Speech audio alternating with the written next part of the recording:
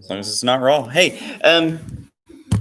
folks, it is January the 6th, 2021, and we are going to just kind of briefly go over chapters 99, 100, and 101. We had the kids here in class go over 100 and 101, but we're not going to take notes over these few chapters. And after we discuss these, tomorrow we're going to skip ahead and work on a few more. Well, yeah, I'll let you know tomorrow. But so what these three chapters have in common is they have to do with whenever, like last year, we would talk about ancient Greece and Rome. There were different systems of philosophy that were predominant or even competing during those times. And you could see this as a formation of thought. It had to do with academics. It had to do with culture. It had to do with problem solving. It had to do with reasoning out of world in a pre-scientific way.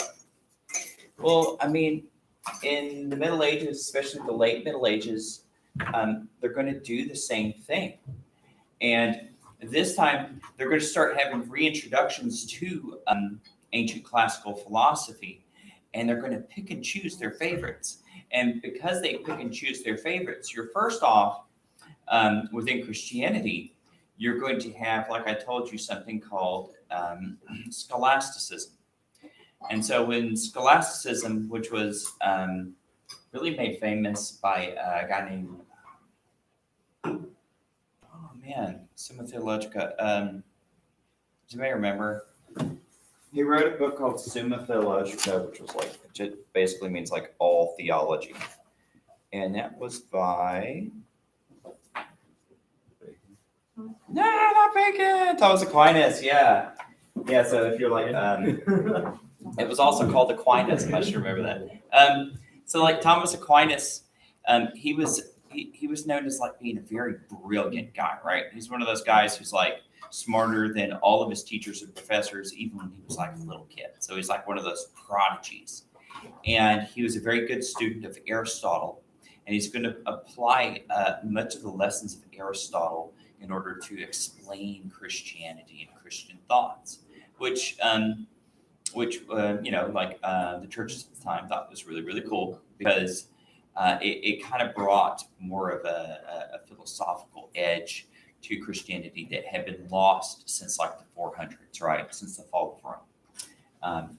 So you're going to have that. That's going to be the leading, dominating official mode of thought for a lot of people. I don't know. I'm getting all these spam calls. That is Alabama.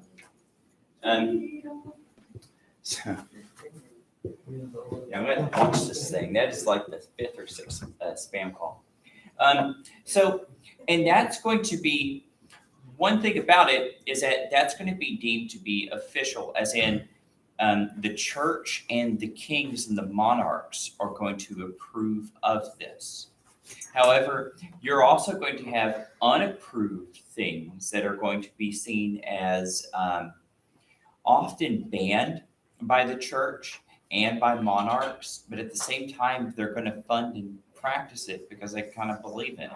And that has to do with astrology, and it has to do with alchemy.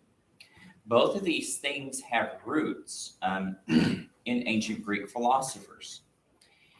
But they're also going to have some Christian elements sprinkled in with them as well. This picture up here, this is a picture of a Greek philosopher named Ptolemy. Ptolemy is going to study the stars, and he believes he's going to come up with a lot of what we call geocentrism, right? So he believes that the Earth is the center of the universe, and that all the planets and the sun even rotate around the Earth. He's also going to lead into something that's really going to be a big deal in the Middle Ages called the music of the spheres. And so the music of the spheres, like medieval people are like, well, how come stars and planets and stuff move? Well, the only thing they could explain with it is they believed it was, of course, acts of God. And there's nothing wrong with that. But what they believed is that for some reason, based on the research of Ptolemy, they believed that they gave off some inaudible sounds they called the music of the spheres. And if you could somehow figure out these sounds, you could essentially kind of shape the world around you in a way. And so it was astrology and alchemy became something that had Christian elements, but was kind of unchristian. The idea was to take the world around you and instead of bargaining with God like in a prayer, it was basically trying to manipulate God's creations to make things happen in like a magical form, in a sense, right? So it's pagan Christian combined. Yeah, in many ways it was. Yeah, it was like Greek paganism mixed with it. And so astrology never really led to much. It led to a lot of studying of the stars, and eventually it would lead to astronomy because people would get better at making like telescopes and stuff like that. And they would look at the stars and like, wait a second. We're rotating around the sun. And some of these things that are moving aren't stars, they're actually planets like ours. And so it's going to lead to astronomy. But for a long time, there's going to be a lot of people who we know now because of their personal diaries. They were charlatans, right? They would go up to like rich nobles and tell them that they could read their future, that they could change their fate and stuff like that based on the stars. And really, in their private diaries, we know they were just scamming people, right? So even the people doing it didn't really believe it. Some people did, though, and they would invest fortunes into this stuff. Alchemy's similar. Alchemy is based on the belief that there are principal elements that make up the things around us in the world, but these elements were beyond physical. They were kind of based on like Platonic forms. They're almost like the transcendental, right? So once again, it has a little sprinkling of Christianity mixed with paganism. So you have the idea that there's God, perfect, transcendental, and all good things flow from him. And they believed that he did the same thing with the things in the world around us. And that by studying that, you could figure out how to condense these things into their essences and change their essences, right? And that's where you get transmutation, like the idea you can make lead into gold and stuff. You know, things we now know is impossible, right? But they thought they could do. They also believed that they could actually create essences of things that were almost like they could almost condense holiness, right? And that was the whole idea of the Philosopher's Stone. That they could make something that could cure all diseases, cure evil itself, make you live forever, and like make peace in a country. They thought it was like this totally super magic rock.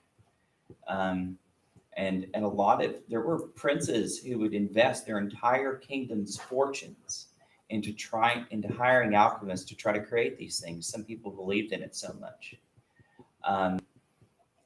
Alchemy would eventually lead to chemistry because accidentally alchemists would make discoveries. Kind of like how astrologers would accidentally discover astronomy, right?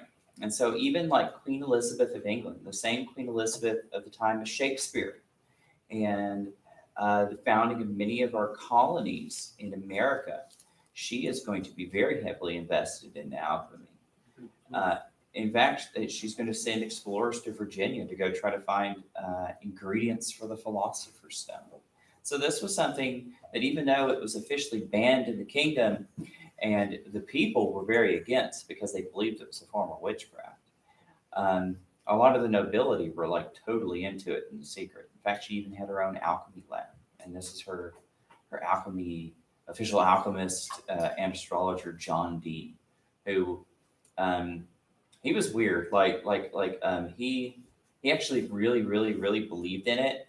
And so even other alchemists and astrologers would like con him, and it just led to totally ruining his life, like squandering his fortune, and had to flee the country and then flee another country and all kinds of crazy stuff. But yeah. I wonder if those big dresses they wore was actually comfortable. I guess if you kept the castle cold enough, yeah. But the thing is, though, it's kind of like fashion today. Fashion back then wasn't about comfort; it was about style. You know? I mean, more like jewels. The more shiny it was. It's so ostentatious. Thing is, too, the further generations you get removed from fashion, or the higher fashion is, the more ridiculous it looks later on in history, right?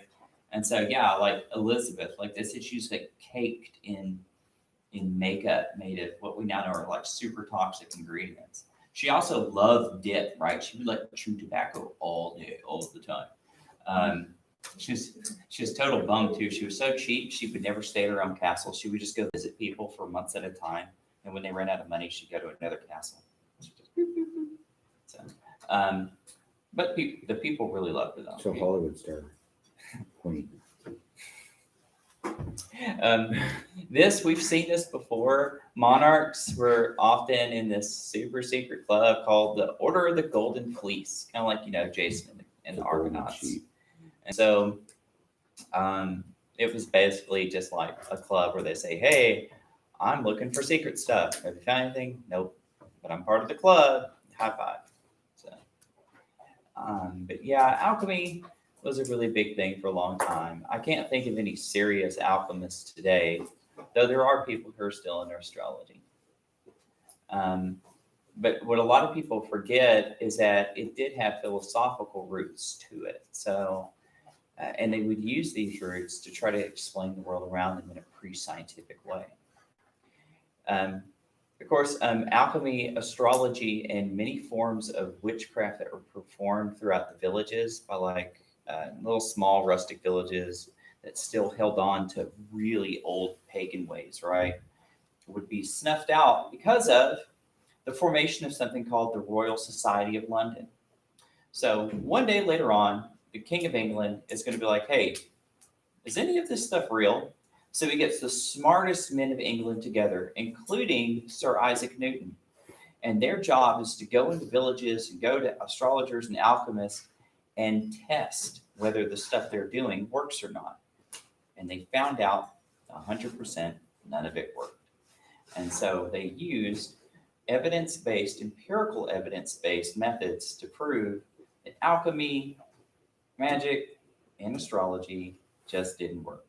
And so from then on, you would have these, their publications spread throughout Europe, and people would be like, "Wow, okay, maybe we should start doing things like," you're going to see the formation of the adoption of course, more astronomy, of medicine that actually tests what the anatomy even looks like, what kind of things actually help people, instead of just like one of the weaknesses to astrology and astronomy is they always said something worked because an ancient person said it worked. They never really second guessed that ancient authority. And here you have the birth of scientific method. Instead of just believing somebody because they were just a super old dead expert, you test it and you try to prove if they're right or not. So that turned out to be really helpful for society and has saved millions and millions of lives. So it's a super short lecture today, but that's going to cut it for now. So I'm going to let you have the rest of the time for study hall if you need it.